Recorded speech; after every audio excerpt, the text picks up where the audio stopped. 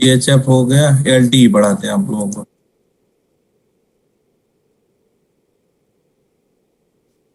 हाँ तो TMS clear हो गया ना आप लोगों का? कुछ डाउट होगा तो पूछ लेना यार इसमें।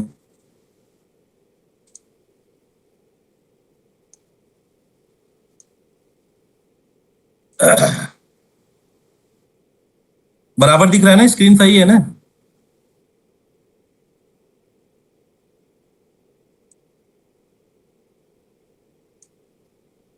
हाँ ठीक है।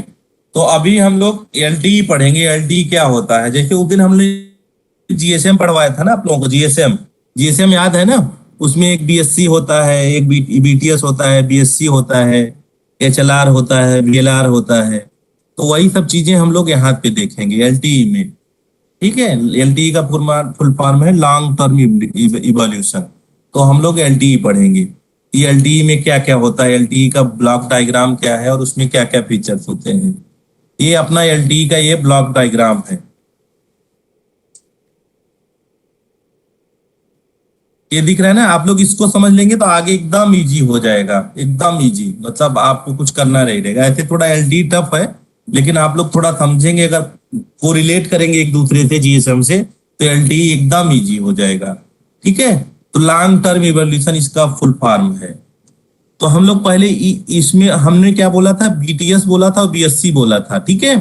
तो यहाँ पे क्या बोलते हैं? E node B। ये यहाँ पे BTS प्लस BSC को मिला लेंगे और एक ही टावर लगाएंगे, मतलब जो टेट्रा में मैंने बताया था। तो एक टावर लगा लेंगे, उसी में BTS भी रहेगा, उसी में BSC भी रहेगा।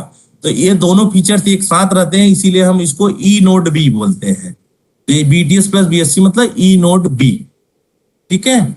और E नोड B जो है एक MME है। MME मतलब MSC। ये सब सारा फीचर अभी आगे चलेंगे। HSS हुआ, PCRF हुआ, PDN गेटवे हुआ, सर्वर गेटवे, सर्विस गेटवे हुआ, सॉफ्टवेयर गेटवे, ये सब MME, ये सब MSC के पार्ट है। ये सारी चीजें आपका MSC है। ठीक है। अब उससे रिलेट करेंगे तो अब यहाँ पे देखो, वहां पे क्या था? MME यहाँ पे बोल रहा है।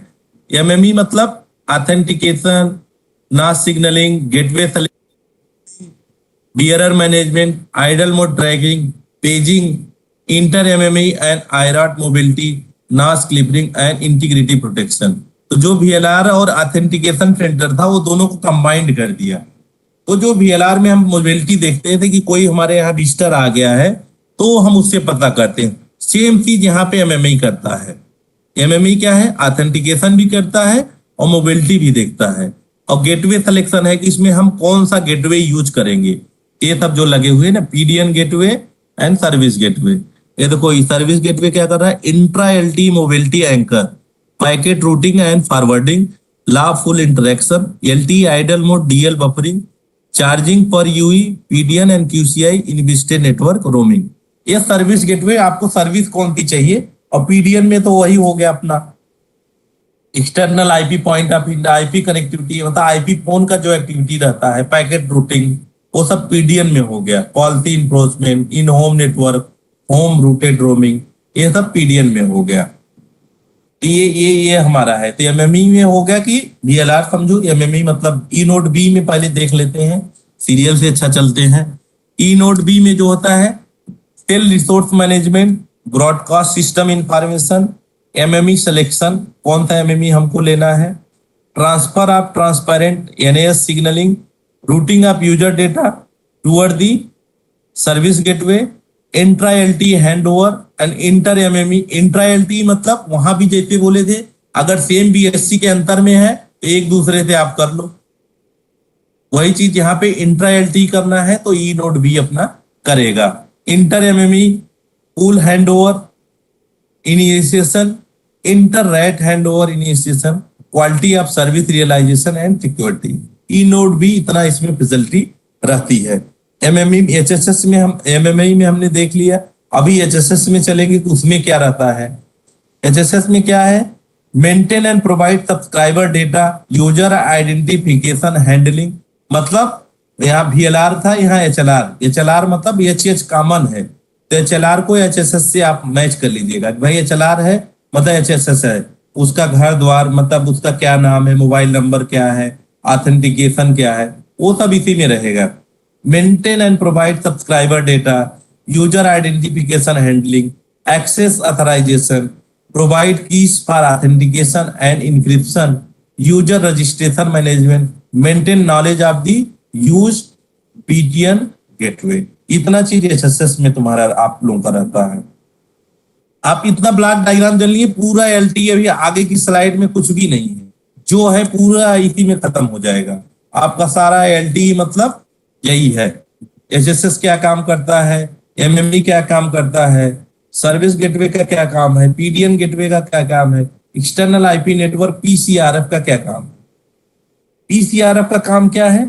Provide service data flow, getting set quality of service for each service data flow, define charging for each service data flow, enable bearer quality of service control, correlation between application and bearer charging, notification of bearer event two application function. इतना function जो है पीसीआरएफ करता है।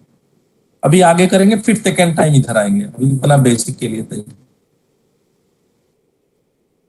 ये देखो आ गया। जो नए लोग हैं जिसका छूटा हो, ये देखो अपना जीएसएम आर्किटेक्चर आ गया है। अभी जीएसएम से फिर एलटी को हम कंपेयर करेंगे, हमारा एकदम डाउट क्लियर हो जाएगा। ये आपका देखो मोबाइल स्टेशन, ये बीटीएस हो गया, ये बीएससी हो गया, ये टीआरयू trans coded coder red adapted unit, जो कि मैंने बताया था, क्योंकि पीसीएम में ए टू डी कन्वर्टर रहता है, वो पीसीएम में कन्वर्ट करता 64 केबीपीएस आता है, लेकिन जीएसएम की कैपेसिटी 10 केबीपीएस से ज्यादा नहीं रहती है, इसीलिए उसको कम करते हैं किसके, ट्रांस कोडर के थ्रू हम उसका डेटा रेट कम करते हैं। यहाँ देखो एचएलआर, वीएलआर, जीसीआर, ऑथेंटिकेशन, इन ईआईआर, ये सब एमएससी में रहता है। और ये हो गया operation and maintenance centre, network management centre OSM. ये हो गया आपका जीएसएम आर्किटेक्चर। ठीक है, ये बीटीएस के बारे में दिया हुआ है।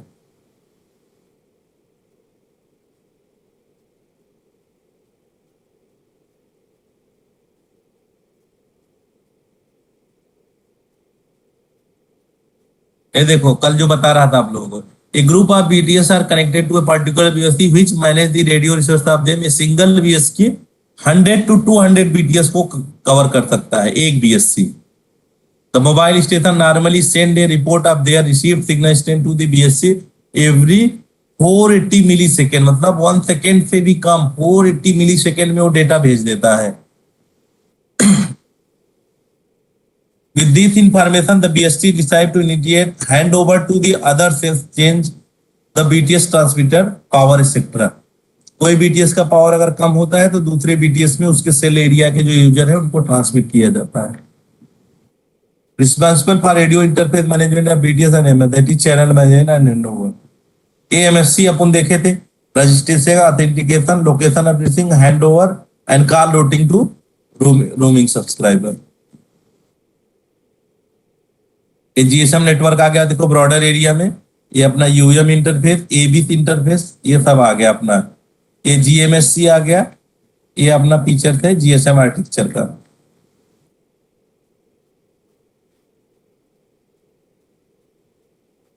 ये इंपॉर्टेंट है, RF band for LT deployment band of deployment operator devices. तो इसमें 3 रेंज है अपने पास, 1000 मेगाहर्ट्ज के अंदर 700 मेगाहर्ट्ज जो कि रेलवे को मिला हुआ है, तो अभी एलटीई जो रेलवे में लगेगा वो 7 मेगाहर्ट्ज बैंड में लगेगा। 1000 to 2000 में 1.8 गीगाहर्ट्ज के रेंज में है। 2000 to 300 में 2.3 to 2.5 गीगाहर्ट्ज, 2.6 गीगाहर्ट्ज का इतना है। राउटर डिवाइसेस क्या रहती है, राउटर रहता है, डोंगल रहता है, टेबलेट रहते हैं, स्मार्टफोन आदि devices type of LTE. Lack of the spectrum harmonisation and fragmentation is the major issue for the device manufacturer. इसमें कौन से मैन्युफैक्चरर के लिए कौन सा चलेगा, फ्रीक्वेंसी वो फिक्स है, 1 गीगाहर्ट्ज वाला 700 मेगाहर्ट्ज में नहीं चलेगा आपका डिवाइस। इसमें से नोट कर लीजिएगा, जीएसएम वाला कल भी नोट कराया था, एलटीई का भी इसमें है। अभी एलटीई का नीचे आ रहे हैं, जीएसएम 900 890 बढ़ता हुआ है, तो ये अपलिंक हो गया 890 टू 915, 45 मेगाहर्ट्ज का है गया। फिर 20 मेगाहर्ट्ज का गैप रहेगा, फिर 935 to 960 megahertz for the down loop. Provided 125 RF channel space at 200 kilohertz, duplex spacing 45 megahertz. अब LTE में क्या है, GSM में तो LTE में क्या है, तो LTE में जो हम लेते हैं 5 megahertz bandwidth allocated each cellular service provider, maximum 5 megahertz की बैंडविड्थ देते हैं इसमें। Indian railway 1.6 megahertz GSM-R band मिला हुआ है। IR रिक्वेस्टेड 15 मेगाहर्ट्ज स्पेक्ट्रम इन 700 मेगाहर्ट्ज में मांगा हुआ था LTE बैंड 28 के लिए, लेकिन ट्राई ने जो दिया हुआ है 5 megahertz paired spectrum, 5 megahertz pair, 5 megahertz का एक पेयर स्पेक्ट्रम 700 मेगाहर्ट्ज में दिया हुआ है ट्राई जो है इसको रेलवे के लिए। तो रेलवे के लिए जो LTE बैंड है 700 मेगाहर्ट्ज में 5 मेगाहर्ट्ज पेयर स्पेक्ट्रम बैंड है।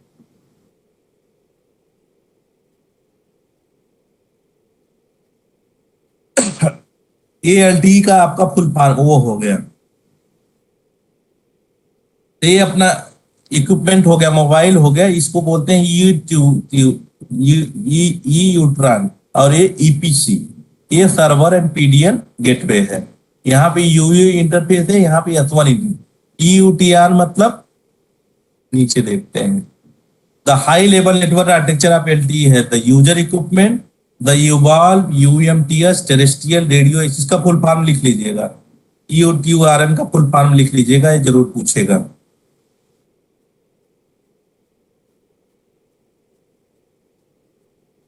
Evolved UMTS Terrestrial Radio Access Network,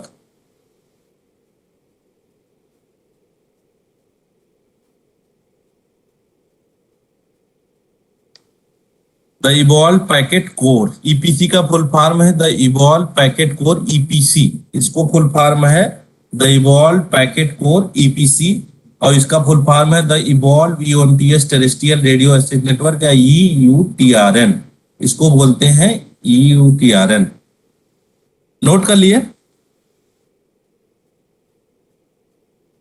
तो evolve packet core EPC last में EUTRN बाहर है। EUTRN कंफ्यूज मत होइएगा, EU इंटरफेस रहता है तो EUTRN हो गया, इसमें EPC हो गया। अब EUTRN में क्या क्या रहता है वो देख लो, मतलब BSC प्लस BTS मिला के EUTRN बोला नहीं, एक 3-4 नोड ले लो और उसको EUTRN बोल दो, ठीक है। E node B, E node B, E node B, इसको E नोड B मतलब BSC plus BTS, BSC plus BTS, BSC plus BTS, ऐसे 3-4 को आप मिला लेंगे। इसमें X2 प्रोटोकॉल होता है, ये ध्यान दीजिएगा। इसमें EPC से कनेक्टेड रहता है, इसमें S1, तो इसको बोलते हैं S1 protocol. The EUTRN handle the radio communication between the mobile and the evolved packet core and just has one component, the evolved base station called E node B or E node ENB. The base station that is communicating with the mobile is known as its serving E node B. जिस node से connect करेगा उसको बोलेंगे serving, इससे ये connected है इसको बोलेंगे E सर्विंग नोड B या सर्विंग E नोड B। अब E नोड B में क्या क्या होता है ये देखो। फिजिकल द E नोड वो consist of the antenna, remote resource unit RRU, remote radio head and base band unit BBU। इतना चीज होता है। एंटीना एक होगा, एक रिमोट रिसोर्स यूनिट या रिमोट रेडियो हेड होगा, और बेस बैंड यूनिट या BBU होगा। एंटीना इसमें कौन सा लगता है, LTE adopt multiple input multiple output MIMO as the antenna technology. Antenna के बारे में आप पढ़े MIMO और CMO, ये सब तो आपने पढ़ा होगा। PIMO पैरेलल इनपुट उतना, तो ये हो जाएगा multiple input and multiple output, तो ये हो गया, इसको बोलते हैं MIMO, multiple input multiple out as the antenna technology. MIMO is a technique where multiple antenna are used at the both the transmitter and the receiver to increase the link reliability and the spectral ability. MIMO a technique where multiple antenna are used to, transmitter के लिए भी multiple use करेंगे और receiver के लिए भी multiple unit करेंगे, multiple unit multiple output. ठीक है, मीमो टेक्नोलॉजी इसको बोलते हैं। Based on the antenna type there can be to type of cell deployment, omni directional cell and synchronisation cell. The importance of cell technology mainly due to the improving the transmission capability and capacity gain, and thereby it is widely used by mobile communication industry to increase the data rate। ये दो हमने जो कल पढ़ाया था, hexagonal shape में होता है, 1 2 3 4 5 6 7 सेल होते हैं, इसमें एक दूसरे से कनेक्टेड रहते हैं। अब देखो ये क्या हो गया तुम्हारा, इधर देखो सेक्टर एंटीना लगा दिया, और दूसरा कौन सा एंटीना बोले थे, important transmission capacity omni directional. ये एंटीना देखो ओमनी डायरेक्शनल है, और ये जो है सेक्टरल एंटीना लगा दिए। ओमनी डायरेक्शनल ये पावर इतना ही इधर ही घूमता रहेगा गोल गोल, और इसमें देखो सेक्टर एंटीना उसी पावर को 3 में तोड़ दिया, तो इधर यहाँ तक पहुंच जा रहा है, लास्ट तक जा रहा है, और ये वाला भी लास्ट तक जा रहा है, तो ये वाला भी लास्ट तक जा रहा है। तो यही सेम चीज इसमें सेक्टराइज एंटीना यूज करते हैं। 120 एंगल हमने बताया था, और 3 एंटीना लगाते हैं जीएसएम में, सेम चीज इसमें भी होती है। ये देखो LT omni cell, LT with 3 sector cell. अभी हमने देख लिया एंटीना है, एंटीना के नीचे क्या रहेगा, रिमोट रेडियो हेड। वो ब्लॉक डायग्राम जो बताया था उसी हिसाब से चल रहे हैं कि ए नोड बी होता क्या है, ई नोड बी में क्या क्या होता है। ये हो जाएगा तुम्हारा remote radio head. And RRS transmit and receive wireless signal, and RRS convert the digital baseband signal from VBU that had been subjected to protocol specific processing into radio frequency signal and power amplify them to transmit to UV user equipment की ओर transmit कर देते हैं। तो आरआरएच होता है जो digital BBA से जो नीचे से सिग्नल आता है, मतलब दूसरी बीएससी से जो कनेक्टेड रहते हैं, उस डेटा को लेता है और डिजिटल डेटा में कन्वर्ट करके ट्रांसमिट कर देता है। The RF signal receive from UV R amplified and converted to digital baseband signal and transmit to the BBU. जैसे ही डेटा लेके ट्रांसमिट करता है, उसे उल्टा भी करता है। आरएफ सिग्नल लेगा, यूवी जो सिग्नल भेजेगा आरएफ सिग्नल, और रिसीव करेगा एंटीना से, एम्प्लीफाइड करेगा, और डिजिटल बेसबैंड में कीप करके बीबीयू को दे देगा, और बीबीयू उस डेटा को दूसरे बीटीएस को भेज देगा, ई नोड बी को। एक ई नोड बी दूसरे ई नोड बी से बाया फाइबर कनेक्टेड रहते हैं। तो वायरलेस कम्युनिकेशन में ऐसा नहीं कि वायरलेस से ही सारा बातचीत हो जाती है। अगर आप मुंबई से दिल्ली बात करोगे तो आपका डेटा वाईफाई उड़ के तो जाएगा नहीं, तो वो पहले आरएफ सिग्नल में जाएगा, आरएफ सिग्नल से तुम रिसीव करेंगे, फिर बाय ऑप्टिकल फाइबर से जो कनेक्टेड है उसके थ्रू वो सिग्नल जो है आपके दिल्ली ऑफिस पहुंचेगा, वहां पे वो फिर ट्रांसमिट हो जाएगा। अब बीबीयू क्या होती है, अभी हम चल रहे हैं, दिमाग में रखिएगा। टावर था, टावर के ऊपर एंटीना लगा था, एंटीना के बाद में तुम्हारा यूनिट दूसरी लगी थी, आरएफ यूनिट लगी हुई थी, आरआरएच लगा था, रिमोट रेडियो हेड लगा था। अब आरआरएच के बाद में आ जाओ, मतलब रेडियो सेट समझ लो। अब बेस बैंड यूनिट बीबीयू आ जाओ। बीबीयू मतलब सिंपल राउटर स्विच जैसा है, कि जिससे कि हम अपना 2 Mbps या जो भी डेटा रेट है उसको हम कनेक्ट कर सकते हैं। The BBU is responsible for the digital base band signal processing termination of S1 line used for connecting with a core network termination of X2 line used for connecting with the neighboring E node B, call processing and monitoring control processing, सब कुछ यही करता है BBU। तो BBU digital baseband signal termination S1 जो line unit connect रहेगी वो EPC core network से कनेक्ट रहेगी, और X2 लाइन से E नोड B भी तुम्हारा कनेक्टेड रहेगा। तो X2 प्रोटोकॉल से तुम्हारा ये कनेक्टेड रहता है। जो हमने देखा X2 प्रोटोकॉल यहाँ पे था, ये देखो X2 प्रोटोकॉल, ये X2 प्रोटोकॉल यहाँ से कनेक्टेड है। X2 प्रोटोकॉल S1 से जो है आपका EBC कनेक्ट है। तो बीबी यूनिट तुम्हारी यहाँ पे रहती है, यहाँ पे बीबी यूनिट अगर हमने लगा दिया,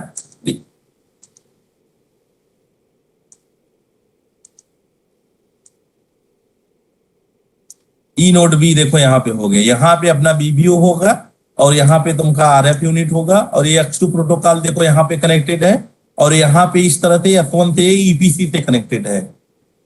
ये वाला इसको S1 प्रोटोकॉल बोलते हैं, ये X2 प्रोटोकॉल है। ये जरूरी है, ये आप लोग देख लीजिएगा, ये इंपॉर्टेंट है।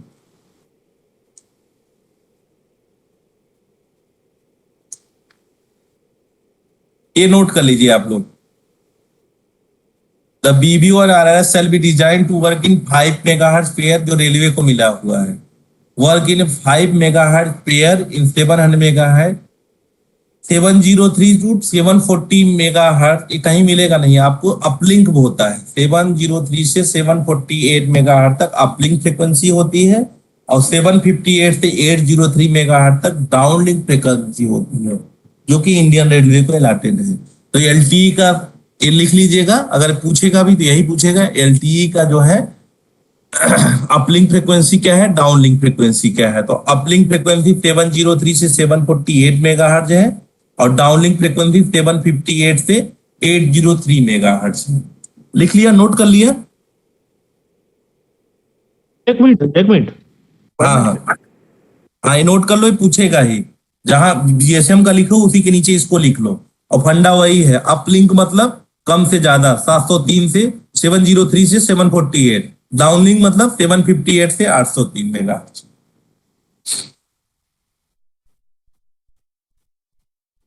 यहाँ भी देखो 45 का लिया हुआ है, 45 मेगाहर्ट्ज इधर लिया हुआ है, 45 मेगाहर्ट्ज इधर लिया हुआ है। तो 703 से आप चालू करेंगे, 45 मेगाहर्ट्ज ऐड करेंगे तो 748, और 758 से करेंगे तो 803 800।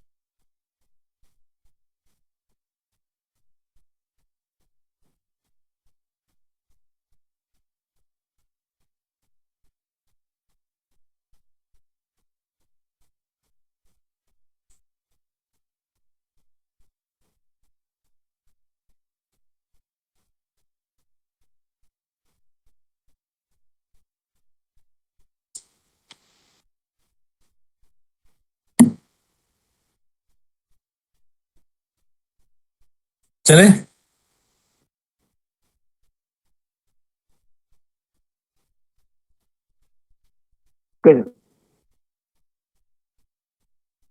ये देखो ये नोट पे आरआरएच, ये आरआरएच हो गया तुम्हारा।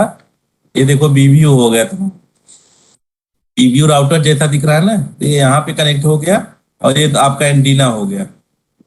एंटीना देखो एकदम एग्जैक्ट आपको बता दे रहे हैं कि कैसे रहेगा। ये क्या नीचे इक्विपमेंट, यहाँ पे ये जंपर से कनेक्टिविटी है इसका एंटीना से, और एक सीपीआरआई केबल्स लगा हुआ है। ये कनेक्टिविटी हो गई आपकी एलटीई की, एलटीई साइट हो गया। ये देखो एलटीई ईपीसी नेटवर्क, अभी तो हमने इधर वाला पढ़ा था ना, L T U T R N, E U T R N, मतलब 3-4 बीटीएस मिला के। ईपीसी में ये देखो तुम्हारा आ गया, जो मैं आगे पढ़ा रहा था। ये देखो एमएमई हो गया, मतलब एमएमई मतलब वीएलआर हो गया, एसएसएस मतलब एचएलआर हो गया। एमएमई एक इधर है, एक एमएमई इधर है, ठीक है, एक दूसरे से सब कनेक्टेड रहते हैं। एक एमएमई था यहाँ से इंफॉर्मेशन, वहां से इंफॉर्मेशन, कहीं से भी ले ले, ठीक है। ये S1 एमएमई हो गया, एमएमई से तुम्हारा कनेक्टेड रहता है। ये सॉफ्टवेयर गेटवे से भी कनेक्टेड रहता है। इतना कनेक्टिविटी इसकी रहती है। तो ई नोड भी जो अपना यूटीआरएन रहता है, वो दो कनेक्टिविटी करता है। ई नोड भी जो है, ये देखो ये कि S1 यू ये वाला हो गया, और ये S1 एमएमई हो गया, दो से कनेक्टिविटी रहता है, ठीक है। तो यस गेटवे और एमएमई दो इंपॉर्टेंट है, दो चीज ना इसे चाहिए। बाकी वो गेटवे का है, वो पी गेटवे, जिससे भी जो कनेक्टिविटी लेना है वो करे अपना, लेकिन ये इसी से कनेक्टेड रहता है, यस गेटवे से, सर्विस गेटवे इसको बोलते हैं। यस गेटवे से कनेक्टिविटी इसकी रहती है, ई यूटीआरएन और ईपीसी। ये यूटीआरएन हो गया, ये ईपीसी हो गया। ईपी यूटीआरएन से कनेक्टिविटी इस टाइप से रहती है। ये देखो ईपीएस, इसको मिला के बोलते हैं LTE plus. X2 is the new interface to connect E node B. EPC, LTE plus EPC. No BSc or LC. Clear separation of control and user plane to lead to better scaling performance in the design of node. Quick re-entry from इसमें BSc नहीं होता जो पहले हम बता दिए. IP based core network होता है. ये इसका LTE का खूबी है वो बता रहे हैं कि LTE-EPC. LTE-EP मतलब MSC बोल रहे हैं. EPC मतलब इसकी बात कर रहे हैं. EPC मतलब जहां आ जाए मतलब EPS अपना BSc की बात कर रहे हैं. ये BS MSc की. ठीक है. तो MSc का क्या क्या फीचर थे वैसा सोचो. EPC मतलब MSc. तो क्लियर सेपरेशन जो होता है, रिड्यूस डिले होता है क्योंकि आईपी से कनेक्टिविटी फटाफट. Simple control plane. Use the IP will reduce cost and simplify design of core network component. No SS7 और other telecom protocol. SS7 protocol GSM में यूज होता है. इसमें कोई प्रोटोकॉल की जरूरत नहीं. Voice will be carried as a IP. Secure tunnel use for the communication between core network node. इसमें CS सर्विस की कोई जरूरत नहीं है क्योंकि वॉइस को जो है आईपी मानता है कि डेटा है. LTE का यही तो खूबी थी. ये तो जियो ने ले आया. ये देखो 2G वर्सेस LTE. ये इंपॉर्टेंट है. इसको अगर आपने लिंक कर लिया तो आपको समझो क्लियर हो जाएगा. LTE में जो है डायमीटर होता है. BSS होता है ई नोड बी. VLR का MME होगा जो मैंने पहले बताया. HLR का HSS हो गया. HLR तो HSS मैच करेगा. ये है HLR है तो इधर HSS हो गया. Access control, anonymity and authentication. ये इसका खूबी है. ये ट्रिपल ए लिखा हुआ है ना. 2G में ट्रिपल ए होता है. Access control, anonymity and authentication. इसमें EPC is a composed of a 4 network element. Mobility management, home subscriber, server HSS, serving gateway. S gateway जो बोला था उसको सर्विंग गेटवे बोलते हैं. And packet data network gateway या P गेटवे. तो 2 gateway. Service gateway, serving gateway. Gateway मैंने कल भी बताया था. गेटवे मतलब नथिंग लाइट एक सर्वर होता है जो कि आपके नेटवर्क को किसी और नेटवर्क से कैसे कनेक्ट करेंगे उसके लिए हम लोग गेटवे का यूज करते हैं. ये जो है सर्विंग गेटवे हो गया और ये जो है P गेटवे हो गया या पैकेट डेटा नेटवर्क गेटवे हो गया. ये PCRF होता है. कितना पैसा लेना है, क्या कॉल रेट रहेगा, तो उसके लिए इन्होंने अलग एक PCRF बना दिया. Policy manage of the LTE technology. और इसमें आईपी हो गया तो प्रोटोकॉल वगैरह क्या रहेंगे वो policy and changing rules function. PCRF इन्होंने एक नया चीज दिया हुआ है जो कि सिर्फ LTE में है. LTE में क्या है? PCRF, policy and charging rules function. PCRF. ये देखो GSM हैंडओवर. इसका क्वेश्चन इस बार LDC में पूछा गया था. इसको ध्यान से देखिएगा, बड़ा कंफ्यूजिंग रहता है. एक BSc है, अगर इसको कॉल हैंडओवर यहां से यहां करना है, 1 to 2 करना है तो एक BSc निपटा देगा. MSc की जरूरत नहीं पड़ती. तो कोई बोलेगा अगर सेम BSc में 2 रेडियो हैं उनको कॉल स्विचिंग करना है तो किसकी जरूरत पड़ेगी? तो आपको बोलना है BSc की. दूसरे नेटवर्क में है, दूसरे BSc में है तो MSc का जरूरत पड़ेगा क्योंकि इस बेचारे को पता नहीं कि कहाँ पे है, इस BSc के पास में किसके.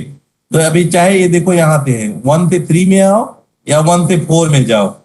देखो between 1 and 3 inter BSc and intra BSc. और बिटवीन 1 and 4 इंटर MSc. 1 और 4 में जा रहा है तो 2 MSc के बीच में अपना निपटा लेंगे, हैंड ओवर हो जाएगा. और यहाँ between 1 and 3 inter BSc and intra MSc. इसमें तो BSc इंटर हो गया और ये इंट्रा MSc. दोनों चीज की जरूरत पड़ेगी. ठीक है. 1 और 2 में देखो इंटर BTS या इंट्रा BSc. इंटर मतलब इंटरनल और एक्सटर्नल BSc. इसमें देखो 1 and 3 इंटर BSc मतलब इंटरनल BSc और इंट्रा MSc और MSc बाहर का. और 1 और 4 में इंटर MSc. ये MSc एक दूसरे से कनेक्टेड है तो ये खुद ही हैंड ओवर कर लेंगे. और ये इसमें A BSc इस MSc से नहीं कनेक्टेड है इसलिए ये इंटर BSc और इंट्रा MSc. ये देखो GSM नाइट में देखो F1 F2 इसमें each sector identify different physical layer cell ID. F1 F2 same frequency दिया है और सेल का आईडी अलग अलग दे देता है. इसमें ये 1 नंबर हो गया, सेल का आईडी हो गया 005, ये 006, 007, 008 ऐसा. F1 F2 में बहुत सारे कैरियर बनाते हैं, सब कैरियर बनाते हैं, सेम फ्रिक्वेंसी नहीं रहता है, सेम फ्रिक्वेंसी को बहुत सारे टुकड़ों में तोड़ देते हैं। यहाँ देखो F1 F2 फिर अलग अलग layer. Each sector identify different physical layer cell ID, सब सेल को एक आईडी दे देते हैं, उससे वो आइडेंटिफाइड करते हैं। इसमें देखो each sector identified different frequency, इसमें ईच सेक्टर डिफाइंड में physical layer cell ID, physical layer जो सेल आईडी रहेगी उसके थ्रू उसको करते हैं।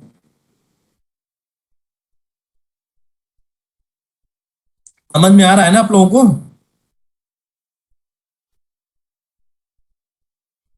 Yes sir.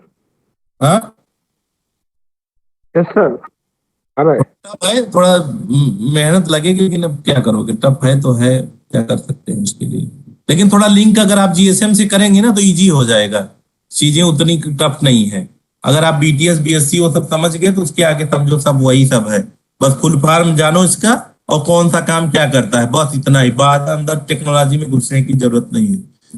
अब देखो ई नोड बी का खूबी बता रहे हैं, responsible for RRM functionality, radio bearer control, uploading and downloading radio schedule and also schedule MME during registration, IP header compression, encryption of user data, transmission of paging message, मतलब जितना BTS BSc खूबी होता है सब खूबी इसमें डाल दो, और कुछ जरूरत नहीं है। State transition from idle to connect mode and vice versa, admission control and congestion control, buffering of the data during hand over.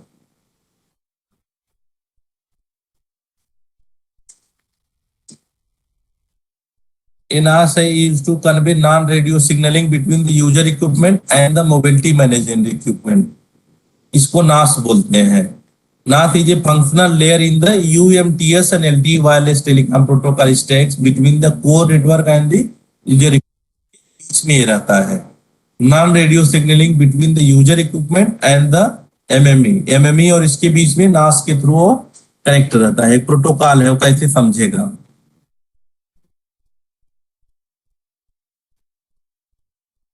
अब एमएमई का देखो जो बता रहा था एमएससी का, सिमिलर टू एमएससी सर्वर, ये देखो बोल रहे similar to MSC server, till software gate to set कैसे काम करता है उसके बारे में बता रहे हैं।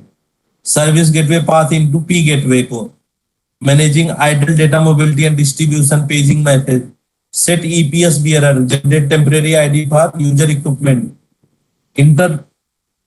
interact with database to provide complete authorization authentication to user equipment, track the location of the user equipment। इतना एमएमई में रहता है। मैंने VLR का ये है कि ट्रैक दी, इतना चीज कनेक्टेड रहता है, इसमें ट्रैक करता है उसका कि भाई लोकेशन क्या है, कहाँ पे है, ये सब चीजें इसमें देखता है। Track the location of the user equipment, ये देखो दे दिया कैसे कैसे कनेक्ट रहता है। एक एमएमई इधर है जिससे कनेक्टेड है, दूसरा एमएमई है भी बैकअप के लिए जिससे भी सब कनेक्टेड है, एक सारा है ई नोड भी कनेक्टेड है, और ये सॉफ्टवेयर गेटवे उसके सर्विस गेटवे उसके साथ में है जिससे कि वो कनेक्टिविटी ले लेता है। The E node B is connected to EPC node by means of an S1 interface, MME, mobile management entity. The E node B is also connected to its neighbor E node B by means of the X2 interface. E node B is equivalent of BSS in the GSMR. E node B बोल रहे हैं BSS जो होता है उसी से connected रहता है। और यहाँ पे देखो ये कौन सा बता रहे हैं, The E Turian ऐसे नेटवर्क एक दूसरे से पूरा मेस से रहता है, मेस। एमएमई जो है ई नोड बी से मेस के थ्रू कनेक्टेड रहता है। मेस पता है ना आप लोगों को, मेस के थ्रू ये कनेक्टेड है। और ये सर्विस गेटवे भी रहेगा एमएमई, क्योंकि एमएमई सर्विस गेटवे को इंफॉर्मेशन देता है कि आप ये करो वो करो, जो भी करना है वो एमएमई ही बताता है। ये यहाँ पे आप देखे थे ना, the tells S gateway to setup bearers and S gateway pass into to P gateway को भेजता है। तो सारा फंक्शन एमएमई करता है। एमएमई के पास ही सब पहली इंफॉर्मेशन एमएमई को जाती है, एमएमई उसको जो है आगे बढ़ाता है कि आपको क्या करना है। EPC serving gateway, S gateway serving gateway कैसे काम करता है देखो, यहां से आपने एयर इंटरफेस किया, ये राउटर लाइक प्लेटफॉर्म, और यहां से ये यूजर डेटा इसको direct forwarded packet between P gateway and E node B. P gateway जो और ई नोड बी को भेजेगा जो आपको फास्ट मिलेगा। Buffering, downloading DL data during paging operation. Local or mobility anchor of data bearers typically locate near the E node B. E node B के पास में ही रहता है जिससे कि आपको डेटा मिल जाए। ठीक है, आपने यहाँ से बोला हमको डेटा डाउनलोड करना है तो यस गेटवे देगा। यस गेटवे किसको भेजेगा? एम गेटवे देगा। M gateway S gateway P gateway से डेटा लेके आपको दे देगा। पैकेट डेटा नेटवर्क गेटवे देखो यहाँ पे, जो वहां पिछला बोला था ना, आपने यहाँ से बोला कि हमको ये डाउनलोड करना है, यस गेटवे को बोला, यहाँ एमएमई रहेगा, एमएमई के बाद यस गेटवे ने पी गेटवे को बोला। पी गेटवे जो है आईपी नेटवर्क से कनेक्टेड है पूरा वर्ल्ड से, और वहां से वो डेटा लेके आपको दे देगा। ठीक है, packet filtering, charging and also perform the differentiation service code point, marking of quality of service management, provide connection to the external network. External world look at P gateway as the point to deliver packet to user. Assigned IP address to associate with APN. ये HSS का बारे में बता रहे हैं। Use of a diameter DB query protocol between MME and SSS database to provide complete authorization authentication to UA. जो SSS वही है जो एचएलआर अपना उसमें उस फंक्शन में था। तो देखो यहाँ पे software gateway, MME, SSS and P gateway. तो आपको क्लियर होगा कि सर्विस गेटवे का क्या काम है। पी गेटवे का काम है कि आईपी इंटरनेट आपने गूगल टाइप किया तो पी गेटवे से ही डेटा आएगा। जो भी आप डेटा आप टाइप करोगे मोबाइल पे जैसे देखते हो तो पी गेटवे से ही आएगा। पी गेटवे इंटरनेट वर्ल्ड से कनेक्टेड है जो कि यस गेटवे में भेजेगा। यस गेटवे आपको थ्रू एयर इंटरफेस के थ्रू आपको मिल जाएगा। तो पी गेटवे इसमें एक नया चीज है जो कि आईपी डेटा कनेक्टेड रहता है। Policy and charging rule function PCRF इसमें नया है एलटी में, जो कि कहीं नहीं रहता। The PCRF is a combination of the charging rule function CRF and the policy decision function PDF file ही समझ लो। पॉलिसी डिसीजन फंक्शन पीडीएफ इतने चीजों का कंबाइंड है। Charging rules function CRF and the policy decision function PDF दोनों का combined होता है PCRF. PCRF brings together and enhance capabilities from earlier 3GPP release to deliver dynamic control of policy and charging on per subscriber and per IP flow basis. It is responsible for policy control decision making as well as for controlling the flow based charging function in the policy control. जो भी आप policy रहती है वो PCRF में रहती है। The PCRF provide the quality of service authorization, that decision how a certain data will be created in the PCF and ensure that this is in accordance with the user subscription profile. ये देखो आपको difference बता दे रहे हैं। ये अभी तक हम लोगों ने जो पढ़ा उसका समरी है कि इसमें क्या क्या होता है, ईयूटीआरएन में क्या क्या होता है, ईपीसी में क्या क्या होता है। ईयूटीआरएन में क्या होता है, ई नोड बी, और ई नोड बी करता क्या क्या है, intercell RRM, RB control, connection mobility control, radio animation control, eNB measurement, configuration and provision, dynamic resource allocation, ये सब यही करता है। और ईपीसी में अपना हो गया एमएमई हो गया, यस गेटवे हो गया, मोबाइलिटी एंकरिंग के लिए हो गया, और पी गेटवे में मतलब इंटरनेट का जो भी आपको डेटा चाहिए वो पी गेटवे के थ्रू आपको मिलेगा।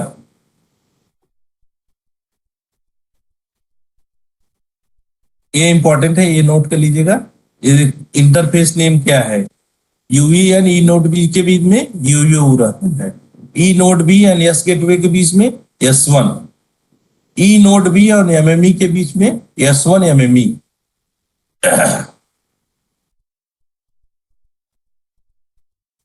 ई node B, MME and E node B and E node B. X2 अगर दो में है तो X2 में रहेगा, e node B to e node B.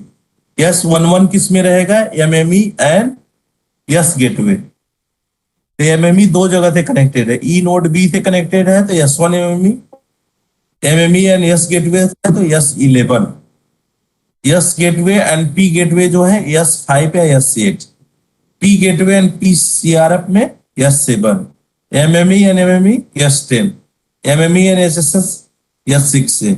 इतना इसमें इंटरफेस नेम रहता है। तो पूछना होगा तो इसी में से पूछ लेगा कुछ। एक तो एलटी का फुल फॉर्म क्या होता है, फ्रीक्वेंसी क्या होती है, ई नोड बी में क्या होता है, ईपीसी क्या होता है, इंटरफेस क्या होता है। जैसे जीएसएम में इंटरफेस होता है, उसे इसमें ही पूछेगा। ई नोड बी तो ई नोड बी X2 है। एमएमई है, अगर सेम सेम है, 2 एमएमई है तो S10 है, S10 है। ई नोड बी है तो X2 है। इतने यहाँ पे प्रोटोकॉल है। एमएमई एस गेटवे में S11, एमएमई एस गेटवे है तो S11 उसका प्रोटोकॉल इंटरफेस नेम रहेगा।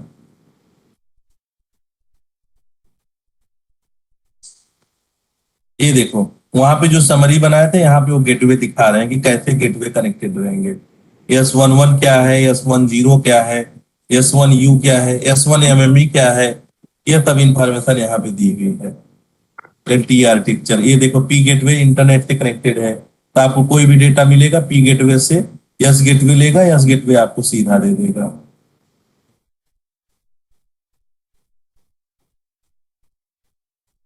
ये देखो ये RRI हो गया, ये BBO हो गया अपना राउटर जैसा, ये कैब रेडियो मॉडेम हो गया जो लगा हुआ है, ये ईपीसी हो गया। ईपीसी इतने में ही आपका ईपीसी देखो खत्म।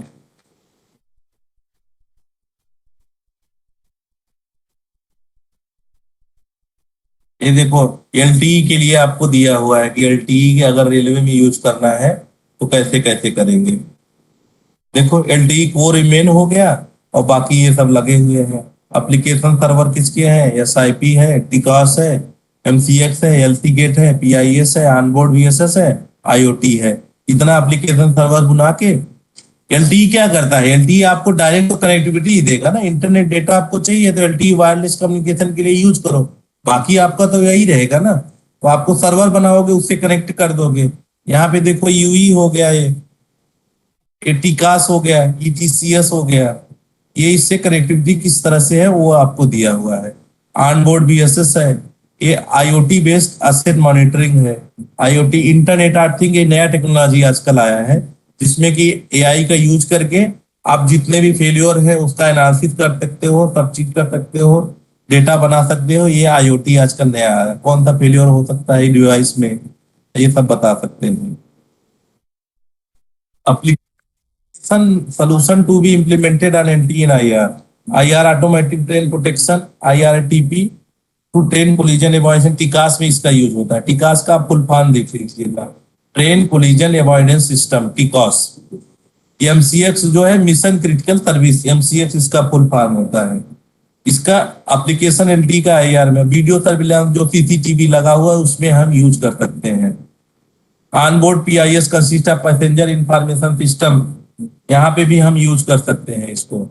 Internet of things IoT based asset reliability monitoring, onboard सब video surveillance for passenger security and broadband internet on running train, onboard wifi facility through LTE यहाँ यूज कर सकते हैं। एलटीआर का हमने फीचर्स तो देख ही लिया क्या क्या है। Main feature LTE, the LTE cell be suitable for Indian train, 250 kilometre की स्पीड से ट्रेन जाएगी फिर भी एलटीई से आपकी कम्युनिकेशन एकदम परफेक्ट होगा। एलटीई का ये मेन फीचर्स है। Existing user in loco for having additional communication facility between loco to western loco EOT, LTE redundant shall be planned with a double radio 100% coverage over W। LTE जो लगेगा railway में उसमें हमने plan किया हुआ है railway में कि 100%, एक बीटीएस फेल हो गया तो उसके बगल वाले बीटीएस का ओवरलैप रहेगा, मतलब आपको डबल कैपेसिटी रहेगी। एक बीटीएस फेल तो भी आपको पता भी नहीं चलेगा।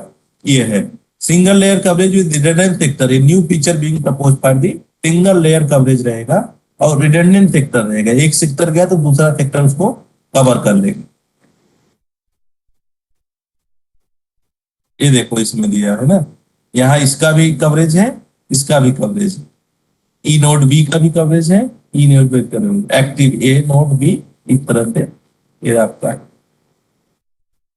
ये देखो डबल कवरेज डिप्लॉयमेंट, ये देखो ये सिग्नल यहाँ तक इसका भी है, ये सिग्नल इसका भी यहाँ तक है, तो दोनों का कवरेज आ रहा है कि आपको कहीं भी जरूरत नहीं है। यहाँ तक इसका भी सिग्नल है और इसका भी सिग्नल यहाँ तक है, तो आपको सेकेंड ओवल है। एबीटीएस फेल हो गया तो भी ये चलता रहेगा, ई नोड बी और ई नोड ए। ये देखो डबल रेडियो कवरेज 100% कवरेज, इसमें क्या है single layer coverage with redundant sector. इसमें देखो दोनों में डिफरेंस, इसमें सेक्टर है, यहाँ पे सेल एज का, और इसमें डबल सब कुछ दिया हुआ है। ये ज्यादा बेटर है। Single layer coverage with complete redundancy of all network component, जो नेटवर्क कंपोनेंट लगे हैं उसका है। इसमें नेटवर्क कंपोनेंट का भी है और 100% वो भी है। तो इसमें लेकिन एडिशनल टावर वो सब आपको लगाना पड़ेंगे, तो ये कॉस्टली पड़ता है। लेकिन रेलवे जो जाती है डबल रेडियो कवरेज पे जाती है। ये इंडियन रेलवे के लिए दिया हुआ है। एंटीना हो गया, आरआरएच हो गया, ईपीसी हो गया। ये जोनल हेडक्वार्टर में एक रहेगा, एस गेटवे और पी गेटवे, और ये इस तरह से इक्विपमेंट लगा रहता है।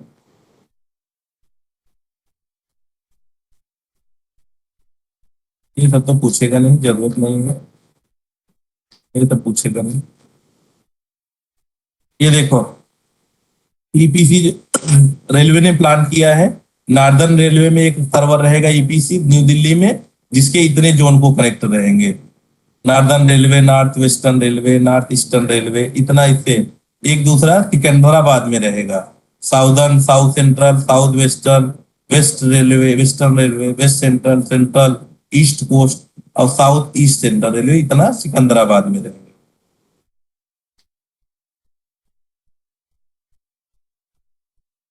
बस खत्म हो गया। तो बताइए इसमें कुछ डाउट?